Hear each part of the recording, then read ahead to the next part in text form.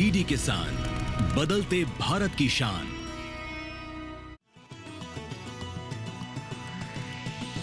DD किसान, बदलते भारत की शान।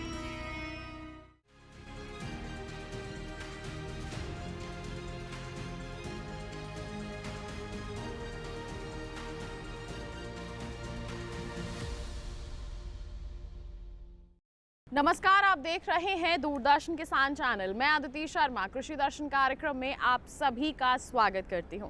हमारे इस कार्यक्रम में कृषि जगत में हो रही हलचलों की जानकारी हम आप तक पहुंचाते हैं। जो भी कुछ बदलाव हो रहे होते हैं उनके बारे में आपको बताते हैं ताकि आप भी उनसे लाभान्वित हो सके, अपनी खेती किसानी को उन्नत बना सके।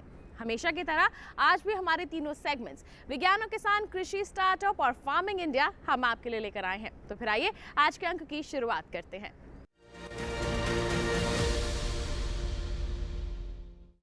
आइए नजर डालते हैं अब सम्मेलन से प्रगति की ओर पर। बताएं आपको, दिल्ली स्थित पूसा में केंद्र कृषि एवं किसान कल्याण और ग्रामीण विकास मंत्री श्री शिवराज सिंह चौहान ने किसान संगठन के प्रतिनिधियों से मुलाकात की, खास बातचीत की। आइए दिखाते हैं आपको। आज मेरा सौभाग्य है कि किसान महापंचायत के हमारे प्रमुख आदरणीय रामपाल जी और उनके संगठन के अलग अलग राज्यों के अनेकों किसान प्रतिनिधियों से चर्चा हुई है। बहुत सार्थक चर्चा हुई है। हम लोगों ने गहराई से कई चीज़ों का अध्ययन किया है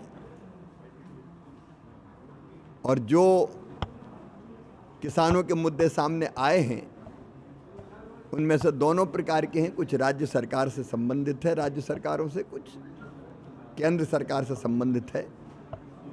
उन पर गहराई में जाके विचार करके और किसान कैसे आगे बढ़े और कृषि क्षेत्र की हालत कैसे ठीक हो, इसका कृषि मंत्री के नाते मैं पूरा प्रयत्न करूंगा। प्रधानमंत्री जी किसान हितैषी है और ये जो संवाद है, ये संवाद समस्याओं को समझने में बहुत मदद करता है। रामपाल जी ने ये कहा है कि किसान के लिए काम, तो जो सार्थक मुद्दे हैं उन्होंने अनेकों मुद्दे उठाए हैं। हम बहुत गहराई और गंभीरता से विचार करके कई चीज़ें प्रधानमंत्री जी के नेतृत्व में हो रही है, मैंने उसका भी जिक्र किया कि किसानों के हित में पिछले दिनों लगातार अनेकों फैसले किए गए हैं। जैसे कृषि विकास योजना में अब हमने पूरा लचीलापन ला दिया है कि जिस राज्य के लिए जो योजना उपयुक्त हो उस पर वो काम करें। ऐसी कई चीज़ों पर काम हुए, उसके विस्तार में मैं नहीं जा रहा, लेकिन कई चीज़ों पर होने की ज़रूरत है। उन्होंने कई चीज़ें, फसल बीमा योजना सहित अनेकों चीज़ों की तरफ ध्यान आकर्षित किया है और हम पूरी गंभीरता से इन समस्याओं के समाधान के प्रयत्न करेंगे। किसान साथियों से मिलकर मैं बहुत गदगद हूँ, प्रसन्न हूँ और इन्हीं की सेवा मेरे लिए भगवान की पूजा है। आज भारत के कृषि मंत्री श्रीमान शिवराज सिंह चौहान साहब से 18 सूत्री ज्ञापन देके प्रधानमंत्री फसल बीमा योजना, न्यूनतम समर्थन मूल्य पर खरीद की गारंटी, पीएम आशा, प्रधानमंत्री अन्नदाता आय संरक्षण योजना, खाद, पानी, ऐसे अनेक विषयों पर चर्चा हुई और हमें अच्छा लगा कि कृषि मंत्री जी ने सब मुद्दों को ध्यानपूर्वक सुनकर सार्थक कार्यवाही का आश्वासन दिया। और हमने ये भी कहा कि जैसे काम मुख्यमंत्री के समय मध्य प्रदेश में हुआ, ई प्रोक्योरमेंट स्कीम, भावांतर भुगतान स्कीम, इसको देशव्यापी बनाएं। अब आप देश के हैं तो आप केवल मध्य प्रदेश के मामा नहीं, पूरे देश के मामा बनो, ये भी हमने आग्रह किया।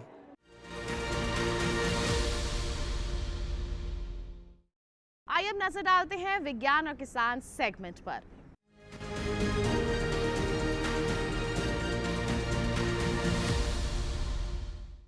किसान भाइयों बहनों, खुले खेत में तो नर्सरी आप तैयार करते हैं, लेकिन उसमें कई तरह की समस्याओं का सामना करना पड़ता है। कीटों और बीमारियों का प्रकोप हो जाता है।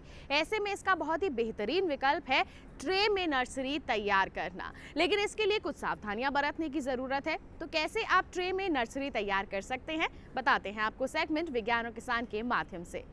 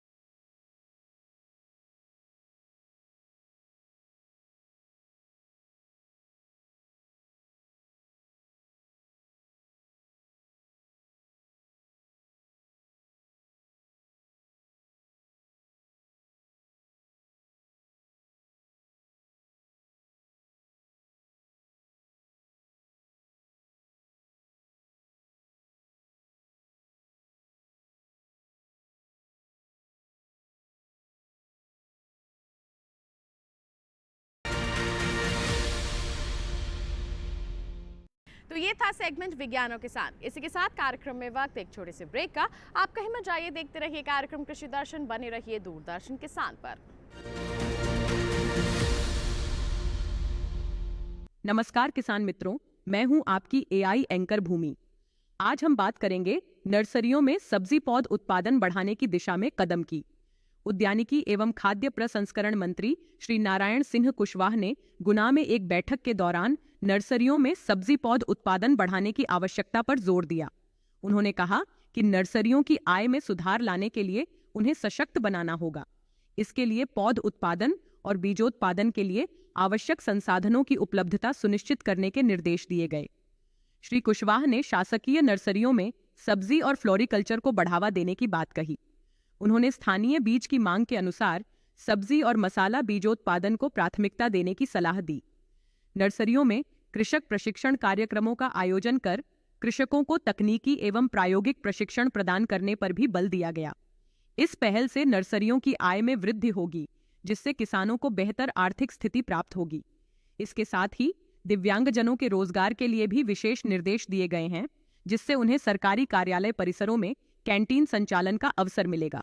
कुल मिलाकर यह पहल नर्सरियों में उत्पादन बढ़ाने और स्थानीय कृषि विकास को प्रोत्साहित करने में महत्वपूर्ण भूमिका निभाएगी। तो आज के लिए बस इतना ही। आप देखते रहिए डीडी किसान। धन्यवाद। ब्रेक के बाद दूरदर्शन किसान के कार्यक्रम कृषि दर्शन में आप सभी का फिर से स्वागत। आइए किसान भाइयों बहनों दिखाते हैं आपको सेगमेंट कृषि स्टार्टअप।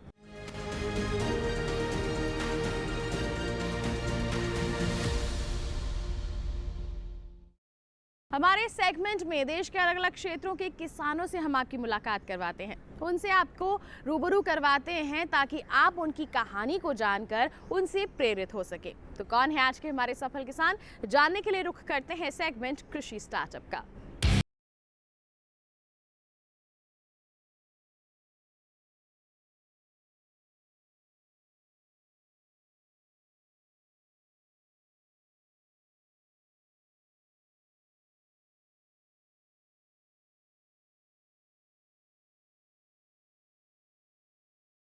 अग्रवाल मेहनती, अपने काम के प्रति समर्पित, दूसरों के लिए विकास के नए रास्ते तलाशने वाली और हमेशा आशावादी बने रहने वाली पायल अग्रवाल आज मेरठ में ही नहीं, पूरे उत्तर प्रदेश और भारत देश की पहचान बन रही हैं। मेरा जन्म मेरठ में एक छोटे से परिवार में हुआ, जहाँ मेरे माता पिता नौकरी करते थे और बहुत ही नॉमिनल सी इनकम थी और सिर्फ मतलब हैंड टू माउथ थे हम लोग, किचन का खर्चा चल पाता था। जैसे ये मेरा स्कूल ख़त्म हुआ, उसके बाद में मेरा मन था कि मैं इंजीनियरिंग करूं, तो मैंने एक इंजीनियरिंग कॉलेज में एडमिशन लिया, यहीं मेरठ में ही। इंजीनियरिंग ख़त्म होते होते मुझे ये महसूस हुआ कि अगर मैं नौकरी ही करूँगी तो मैं 20-25 या 30 हज़ार रुपये शुरुआत में कमा पाऊँगी, जिससे कि मैं अपने परिवार का कोई भला नहीं कर सकती। तो मेरे मन में एक शुरुआत से एक जिज्ञासा थी कि मैं कुछ करूँ अपने परिवार के लिए, दूसरों के लिए भी, और कुछ तो मुझे करना है। तो ये जो बिज़नेस करने का या नए नए आइडियाज़ पे काम करने का जो मुझे लगता है मेरे अंदर एक रुझान है मेरा बिज़नेस की तरफ या काम करने की तरफ, वो मेरी माताजी से आया। पायल ने कम लागत वाला कोई काम शुरू करने का निर्णय लिया और ऐसे बिजनेस की ऑनलाइन तलाश करने लगी। जब इंसान की नीयत और विजन अच्छा हो तो जल्दी ही उन्हें रास्ते भी मिल जाते हैं। पायल को वर्मी कंपोस्ट यानी केंचुआ खाद बनाने का आइडिया आया और बस वह इस काम में जुट गईं। वर्मी कंपोस्ट यानी कि जब केचुआ गोबर को खा लेता है और उसके पाचन क्रिया के बाद में जो निकलता है वो वर्मी कंपोस्ट होता है। ये एक भारी गुणवत्ता वाली खाद है जो कि पौधों को, ज़मीन को NPK के साथ में ऑर्गेनिक फॉर्मेट में एक बहुत अच्छा माइक्रो न्यूट्रिएंट्स डेवलप करना, और NPK बहुत ही ऑर्गेनिक खाद है ये, जो कि अच्छा न्यूट्रिएंट, अच्छा बेस और अच्छी हेल्थ प्रोवाइड करती है ज़मीन को, पौधों को। वर्मी कंपोस्ट एक जैव उर्वरक है जो जैविक अवशिष्ट पदार्थों को केंचुआ या अन्य कीड़ों द्वारा विघटित करके बनाई जाती है। केंचुआ खाद बिना गंध, स्वच्छ व कार्बनिक पदार्थ है, जिसमें पर्याप्त मात्रा में नाइट्रोजन, पोटाश और पोटेशियम तथा पौधों के विकास के लिए कई आवश्यक सूक्ष्म पोषक तत्व शामिल होते हैं। केंचुआ खाद जैविक खेती के लिए सबसे पसंदीदा पोषक स्रोत है। यह फसल और पर्यावरण के लिए अनुकूल है और एक पूर्ण नवीनीकरण का एक जैविक उत्पाद है। प्रोसेस वर्मी कंपोस्ट को तैयार करने का बहुत ही सिंपल है। सबसे पहले ज़मीन को समतल करके ज़मीन पर पन्नी बिछाई जाती है। 30 बाई 4 यानी कि 30 फुट लंबा, 4 फुट चौड़ा एक स्टैंडर्ड बेड साइज़ है, जिसमें गोबर बिछाया जाता है। हाथों का इस्तेमाल करके उसको एक गोलाई दी जाती है, कब्रनुमा शेप दिया जाता है, और उसको शेप देने के बाद में उसके ऊपर केचुआ छोड़ा जाता है। केचुआ छोड़ने के बाद उसको पानी से गीला करके और पराली ढक दी जाती है और फिर से पानी का छिड़काव किया जाता है। ये सब करने के बाद में आपको हर प्रक्रिया में हमें जो है पानी देना होता है। पानी देते देते लगभग 20 से 25 दिन बाद आपका खाद बनना तैयार हो जाता है, और ये जो हमारा बेड है, इस बेड में 3 से 4 लेयर में खाद बनकर तैयार होता है। 1 महीने के बाद वर्मी कंपोस्ट तैयार हो जाती है। पायल ने भी पूरी मेहनत और लगन के साथ वर्मी कंपोस्ट खाद बनाने का काम शुरू किया। एक खाद के लिए एक बेड तैयार करने में 8 से 8,500 रुपये तक का खर्चा आता है। 30 फीट लंबे और 4 फीट चौड़ाई वाले एक बेड में 300 रुपये की पॉलीथीन लगती है और 30 किलोग्राम केंचुआ लगता है और 1500 किलोग्राम गोबर। ये तमाम गणित पायल को आज भी अच्छी तरह याद है। लगभग 20 से 25 दिन के अंदर पहली लेयर 3 से 4 इंच की हर बेड में तैयार हो जाती है। धीरे धीरे इस तरीके से हम एक बेड से मैं जो है खाद को अलग कर लेती हूँ। खाद अलग करने के बाद उसको मार्केट में बेचा जाता है। इस तरीके से हर 10 से 12 दिन के अंदर अंदर एक एक लेयर निकलती रहती है। एक बेड से 3 से 4 लेयर निकलकर तैयार होती हैं और उन सब को हम खाद को निकालने के बाद सबसे पहले पुराल उतार नामक एक औजार होता है जिसका इस्तेमाल करके बेड के ऊपर से पराली हटाई जाती है। उसके बाद खाद को नीचे सख्त गोबर से अलग करके भुरभुरी खाद को हम थोड़ा सा किरोदा मार के, किरोदा एक टूल का नाम है यानी कि एक औजार का नाम है, उसको किरोदे से थोड़ा सा खाद को भुरभुरा किया जाता है। 10-15 मिनट उस बेड को इसी तरह छोड़ दिया जाता है। धूप की रोशनी पड़ने पर केचुए नीचे भाग जाते हैं। आपकी ऊपर की जो खाद है वो केचुआ रहित है, उसमें केचुआ नहीं है। उस खाद को साइड में निकाल कर उसको मशीन में छान लिया जाता है। तो ये बहुत ही सरल एकदम तरीका है केचुए की खाद तैयार करने का। 6 से 8 महीने बाद जब मेरा सामान बिकना शुरू हुआ, धीरे धीरे लोगों ने मुझे प्रोत्साहन दिया तो मुझे मोटिवेशन मिलनी शुरू हुई। मैंने कभी कदम अपने रोके नहीं, हम बढ़ती गई, कुछ ना कुछ हर दिन कुछ नया सीखती गई। धीरे धीरे ये सब करते करते आज लगभग 2 से 2.5 साल बाद मुझे इतना महसूस हो गया है कि मेरी टर्नओवर साल में 50 से 60 लाख रुपए है और जो कि मेरे जैसे व्यक्ति के लिए जो कि एक बहुत छोटे से परिवार से है, या अगर हम भारतवर्ष की भी बात करें तो एक बहुत बड़ा अमाउंट ये माना जाता है। किसी को भी जानकर हैरानी होगी कि आज पायल के पास 200 बेड हैं और वो हर महीने 20 से 25 टन खाद बनाती हैं। आज पायल इंटरनेट के माध्यम से अपनी खाद को जगह जगह बेच रही हैं। दूसरी महिलाओं को वर्मी कंपोस्ट बनाने के लिए तैयार कर रही हैं। हजारों लोगों को रोजगार दे रही हैं। मेरठ की पायल अग्रवाल की सफलता कथा किसी को भी आगे बढ़ने के लिए प्रेरित कर सकती है। आर्थिक रूप से सशक्त, स्वावलंबी और आत्मनिर्भर पायल ने यह साबित कर दिया है कि बेटियां अगर चाहें तो जमीन से आसमान तक का सफर तय कर सकती हैं। तो ये था सेगमेंट कृषि स्टार्टअप। इसी के साथ रुक रहे हैं एक और छोटे से ब्रेक के लिए। आप कहीं मत जाइए, देखते रहिए कार्यक्रम कृषि दर्शन और बने रहिए दूरदर्शन किसान पर। नमस्कार किसान मित्रों, मैं हूं आपकी एआई एंकर भूमि। आज हम आपके लिए बेहद खास जानकारी लेकर आए हैं। नर्सरियों में सब्जी पौध उत्पादन बढ़ाने की दिशा में कदम उद्यानिकी एवं खाद्य प्रसंस्करण मंत्री श्री नारायण सिंह कुशवाह ने गुना में एक बैठक के दौरान नर्सरियों में सब्जी पौध उत्पादन को बढ़ाने की आवश्यकता पर जोर दिया। उन्होंने कहा कि नर्सरियों की आय में सुधार लाने के लिए उन्हें सशक्त बनाना होगा। श्री कुशवाह ने शासकीय नर्सरियों में सब्जी और फ्लोरिकल्चर को बढ़ावा देने पर जोर दिया। स्थानीय बीज की मांग के अनुसार बीजोत्पादन को प्राथमिकता देने की सलाह दी गई।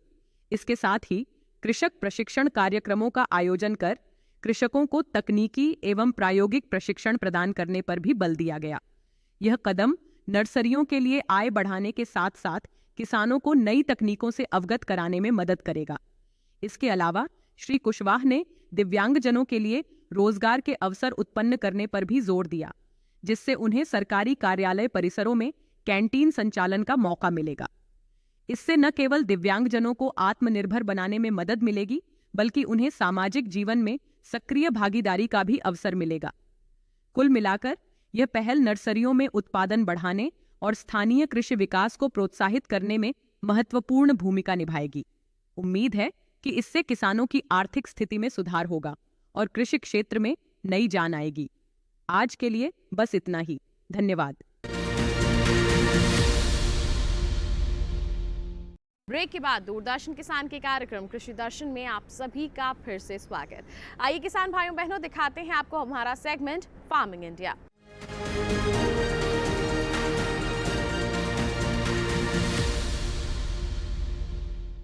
एआई एंकर भूमि से जानते हैं कि कृषि के क्षेत्र में क्या कुछ बदलाव हो रहे हैं, क्या कुछ खास हो रहा है। मैं हूं आपकी एआई एंकर भूमि। आज हम बात करेंगे एक महत्वपूर्ण राज्य योजना के बारे में, जिसमें खेत में तालाब बनाने पर सब्सिडी दी जाएगी। इस योजना का नाम है बलराम तालाब योजना। बलराम तालाब योजना का उद्देश्य है कि किसानों को उनके खेतों में जल संरक्षण के लिए तालाब बनाने की सुविधा प्रदान की जाए। इससे न केवल पानी की बचत होगी, बल्कि कृषि कार्यों में भी सहूलियत होगी। इस योजना के तहत किसानों को तालाब बनाने पर वित्तीय सहायता दी जाएगी, जिससे वे कम लागत में अपने खेतों में जल संरक्षण की सुविधा स्थापित कर सकें। इस योजना के प्रमुख लाभ इस प्रकार हैं। वित्तीय सहायता। योजना के तहत खेत में तालाब बनाने के लिए किसानों को सब्सिडी प्रदान की जाएगी। इससे निर्माण की लागत में काफी कमी आएगी और किसानों को आर्थिक बोझ से राहत मिलेगी। जल संरक्षण। खेत में तालाब बनाने से बारिश के पानी को संचित किया जा सकेगा, जिससे सूखे के दिनों में फसलों को नियमित पानी मिल सकेगा।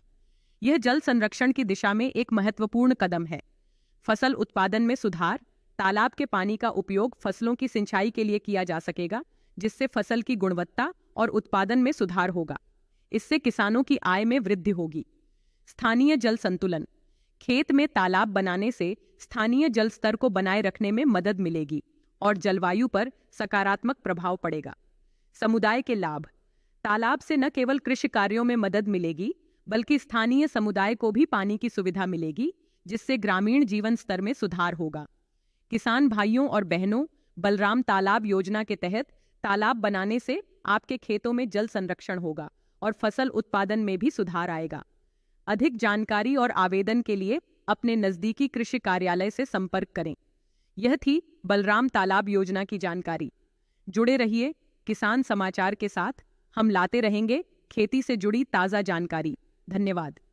आज के हमारे सेगमेंट फार्मिंग इंडिया में हम बात करेंगे प्रधानमंत्री कृषि सिंचाई योजना के बारे में। हमारी सरकार की महत्वाकांक्षी योजना है, जिसका उद्देश्य है जल का संरक्षण करना। माध्यम बहुत सारे हो सकते हैं, तो आइए हमारे अगर किसान इससे जुड़े हुए हैं तो उनको किस तरह से और लाभ मिल सकते हैं, इसके बारे में बताते हैं। और अगर आप अभी तक नहीं जुड़े हैं तो पूरी प्रक्रिया आपको समझाते हैं।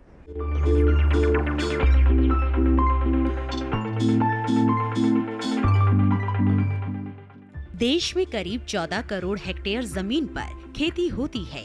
2015 में जब प्रधानमंत्री कृषि सिंचाई योजना शुरू हुई, तब 6.5 करोड़ हेक्टेयर जमीन पर ही सिंचाई की सुविधाएं उपलब्ध थी। इसका मतलब ये हुआ कि आधे से भी ज्यादा जमीन बारिश के पानी पर निर्भर थी। जाहिर है, वर्षा आधारित इलाकों में पैदावार कम होती है और किसानों को खेती से उतना लाभ नहीं मिल पाता जितना मिलना चाहिए।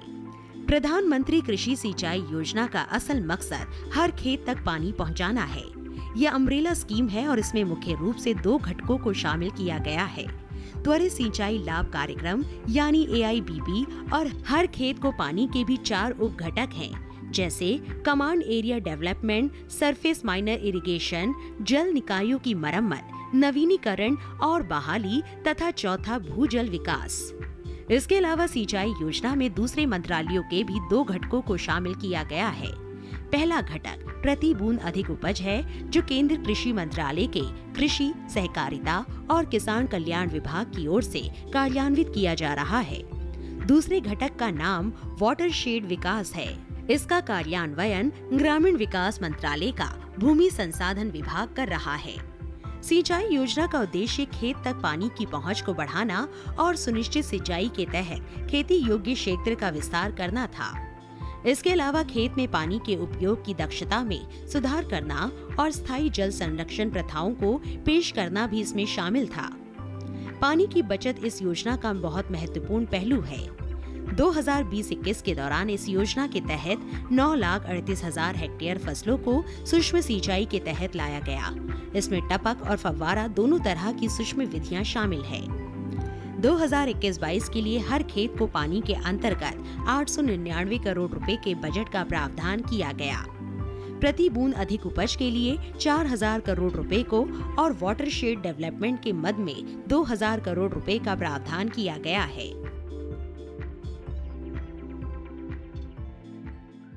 तो ये था सेगमेंट फार्मिंग इंडिया। तो इसी के साथ आज के कार्यक्रम में बस इतना ही। उम्मीद करते हैं जितनी भी जानकारियां आज के कार्यक्रम के माध्यम से आप तक पहुंचाई गई हैं सभी आपके लिए फ़ायदेमंद साबित हुई होंगी। साथ ही आपको बता दें हमारा ये कार्यक्रम आप दोबारा देख सकते हैं। टीवी स्क्रीन पर दिखाए जा रहे इस QR कोड को आप स्कैन कर लीजिए, सीधा पहुंच जाएंगे हमारे YouTube चैनल पर और आप तमाम जो जानकारियां हैं पुनः हासिल कर सकते हैं। आपको बता दें कि अगर आप हमारे कार्यक्रम के लिए कोई सुझाव या सवाल भेजना चाहते हैं तो आप हमें ईमेल कर सकते हैं। ईमेल आईडी है krishidarshan@gmail.com। आप हमें पत्र लिख सकते हैं। पता है हमारा कृषि दर्शन, कमरा नंबर 58, CPC दूरदर्शन, खेलगांव, नई दिल्ली 110049। तो अगले अंक में फिर से होंगे हाजिर कुछ नई और महत्वपूर्ण जानकारियां लेकर। तब तक के लिए हमें दीजिए इजाजत, लेकिन आप बने रहिए दूरदर्शन किसान पर। नमस्कार।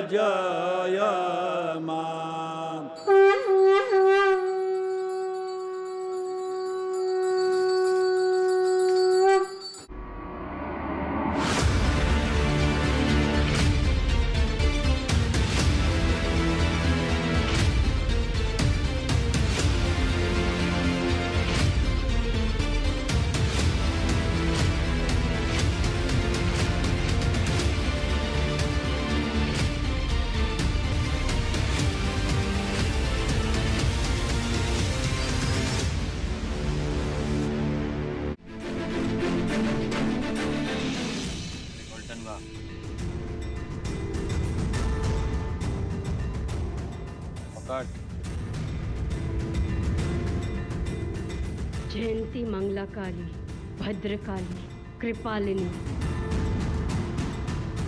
देखिए छुटकी छुटंकी सोमवार से गुरुवार रात 8:30 बजे, पुनः प्रसारण प्रातः 11:30 बजे। सिर्फ DD नेशनल पर, देश का पहला चैनल, देश का अपना चैनल।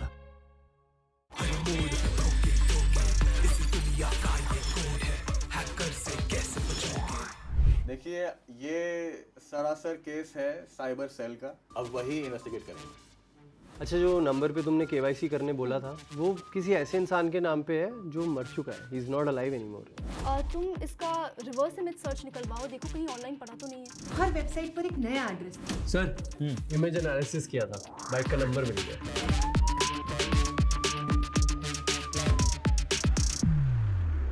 देखिए साइबर क्राइम की दुनिया, बच के रहना। हर रविवार सुबह 9 बजे और रात 9 बजे सिर्फ DD नेशनल पर। जॉब मार्केट की सिचुएशन, एडमिशन की टेंशन, वित्तीय बाजार की हलचल,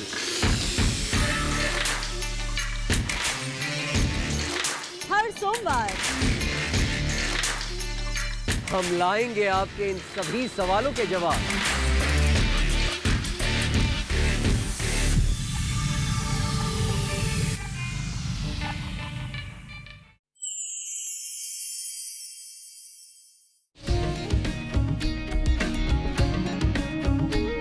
अपने दम पर जैसा चाहा मेहनत से वैसा कर डाला, मैंने हाथों की गर्मी से मिट्टी को सोना कर डाला।